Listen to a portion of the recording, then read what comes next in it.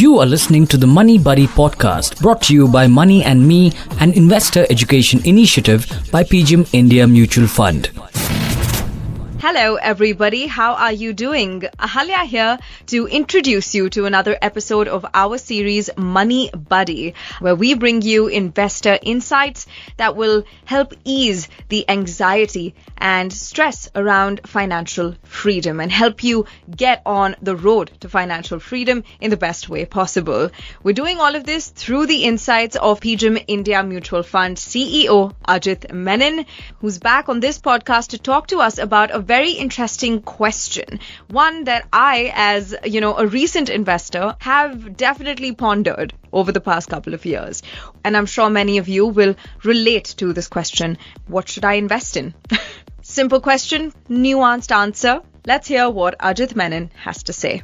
Hello again, and welcome back to a new podcast from PGIM India. And I'm hoping today to really address an issue that I get a lot of questions on when I travel around the country. Okay, so how exactly should we go about selecting the funds that we should invest in? Because I chose this and I was recommended this, but hey, it's not doing too well now and I'm not sure what to do about it. So there are many questions that come when it comes to the question of selecting the funds that you need to put into your portfolio or you want to put into your portfolio for your long-term set of financial planning on your financial goals. But I want to first start this with a little story that happened with me just last year. And this will probably help you understand where I'm coming from. So this situation has got nothing to do with investing and long-term returns. It's got to do with me selecting a new car. Well, the family was up for a change on the car, and my daughter, my son, my wife, we were discussing what should we get. We knew some of the cars that our friends had. We liked them. And of course, we were bombarded by these beautiful advertisements. And of course, we had a budget. So we had to think about all of those things. But when it came to selecting that car, we really ultimately went for beauty and brand and comfort. That's about it. And then did it fit into the budget? And then just went for it.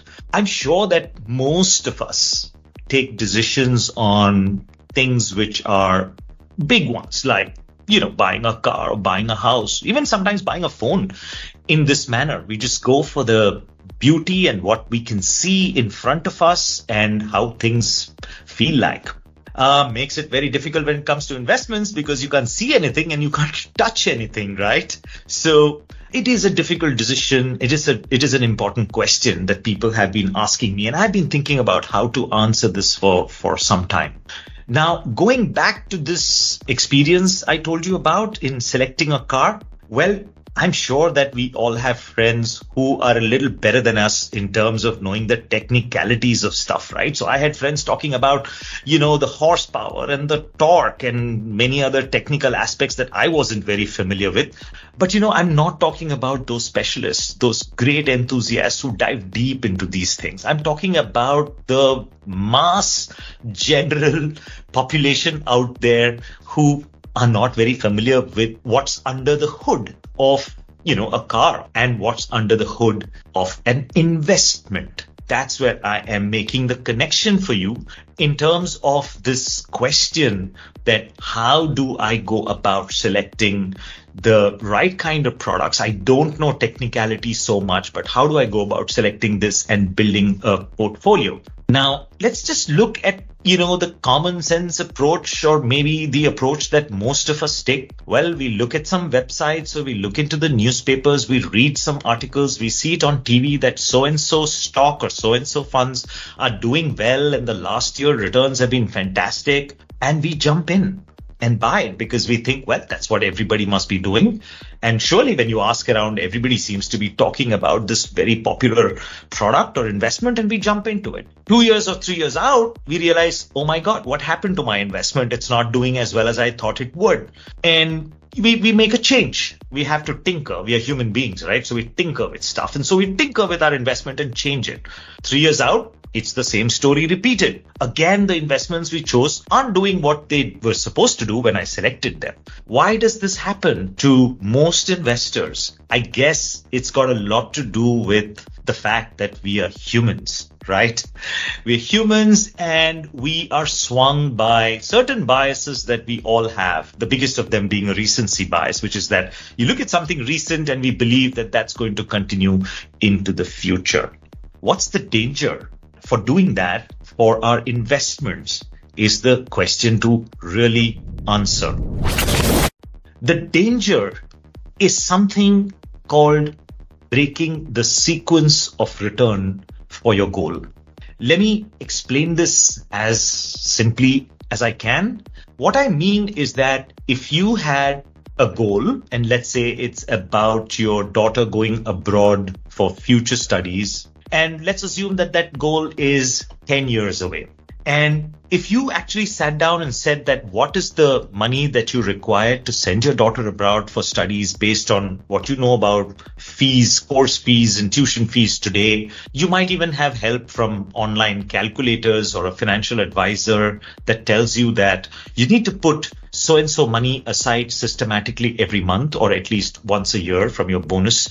And we are going to put this into these selected funds, which will give you a certain rate of return that will ensure that you will meet your target 10 years from now. That's what generally happens, correct? Now, when that advisor tells you that for this particular goal, you need an X% return, let's say that's a 10% return that you require to get to that goal, what happens after that is very, very critical in choosing funds. What tendencies we have as human beings is, well, let's get to that goal faster. Look at this fund. It's doing 20%, 30%. Let's get to this and let's put money into this. And then 3 years later, you find that, oh, it's given some negative returns and you don't like it. Now you again change and say, these funds are doing well. Let's get into this. And you keep changing your investments. And you might be even second guessing your financial advisor and saying, no, you did not. Why 10%? Look at these funds. It's on the newspapers, it's in TV and it's doing well. Let's do that. And that's where you make the mistake of disturbing the sequence of return to reach your goal.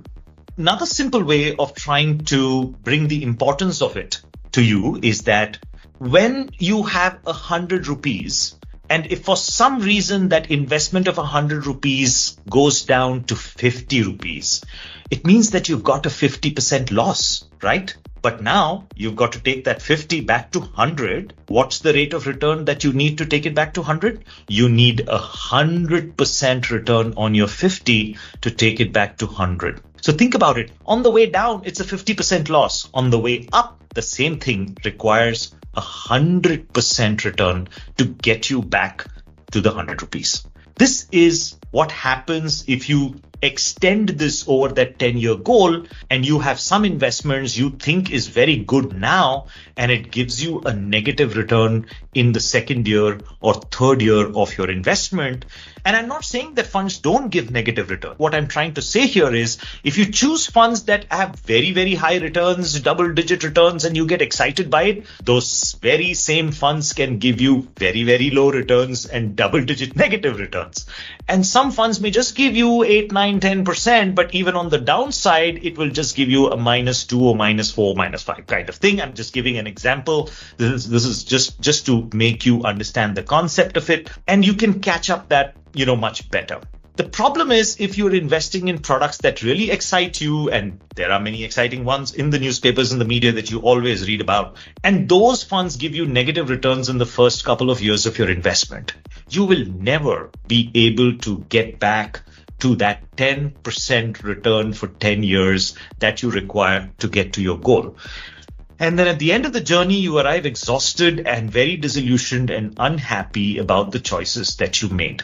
So I think that when we think about the sequence of returns for what you require for your financial goals, it's a very important aspect to not disturb it. I'm not saying that you shouldn't invest in the funds that you like, but those should be then for very, very long-term goals where time's not so much of a matter, and you can take that portion of your money and take a risk with it or take a bet with it. It's fine. But for the important goals in life, for your children's education, for your retirement, for buying a house, you've got to be very careful about the sequence of return risk. I will tell you why this happens to most people. Let me tell you a riddle that I read in a book. I think it was by Morgan Housel, if I'm not wrong. And he talked about the lily pond riddle. And the lily pond riddle goes like this. Imagine that there is a little pond in which there is a lily pad or a lily leaf. And imagine that this lily pad doubles in size every day. And if I told you that the lily pad will cover the whole pond in 20 days time, and I ask you this question, so at what point of this 20 days did the lily pad actually cover half the pond? And our mind and our mental mathematics is going to be such that a lot of people are going to jump to the conclusion and say, well, on the 10th day, it would be half. No, that's the wrong answer. I told you that the lily pad doubles in size every day, and on the 20th day, it covers the whole pond. It means it covers half the pond on the 19th day, because on the 20th day, it's doubled and it's covered the whole pond. Now, do you see it? That we as human beings tend to think about everything very linearly, and it's very difficult for us to get the effect of compounding, and especially when it comes to our wealth. So when you think about this example of the lily pad, which doubles every day and covers the whole pond on the 20th day, and of this question that when is it covering half the pond, you imagine that, 8 out of 10 people is going to tell you on the 10th day, and that's the wrong answer. It's the 19th day. And in one day, it doubles and fills the whole pond. That's the magic of compounding. And that is also the reason that you should not disturb the sequence of returns. So buying and holding a good portfolio is much better as a strategy than tinkering with it all along the way.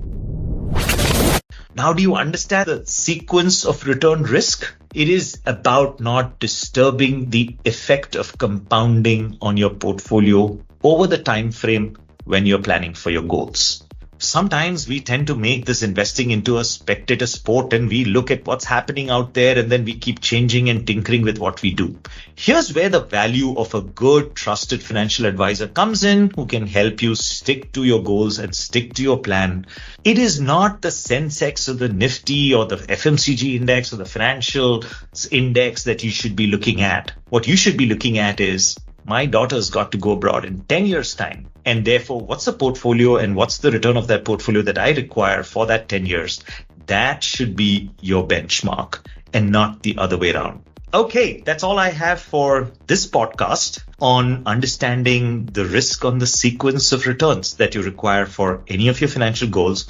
I hope that you will put it to some good use and ask some good questions the next time that you're talking to your financial advisor, or when you select one. That would be a good thing to do as well. All right. Bye-bye. Thank you very much, and see you in the next podcast. Interesting. The introduction of the podcast, I did say that it's a simple question and a nuanced answer, and it is a nuanced answer, but it's not as complicated an answer as we would expect, to just stay on the right track, stay on the track that, is giving you reliable returns. It's not that difficult. We just have to set our mind to it and I guess have clarity, right, about what we want in terms of our financial goals. That is always key, and that is something that has come across on every one of the Money Buddy podcasts. That's a wrap for now, folks. We'll bring you more insights from Ajit Menon, CEO, PGIM India Mutual Fund. Until then, happy investing. And as Ajit always advises, make sure that you have a trusted financial advisor by your side to help ease the entire journey to financial freedom. Join us on the next podcast in the Money Buddy series. We'll be back very soon. For now, this is me, Ahalya, saying adios. Money Buddy podcast brought to you by Money and Me, an investor education initiative by PGIM India Mutual Fund.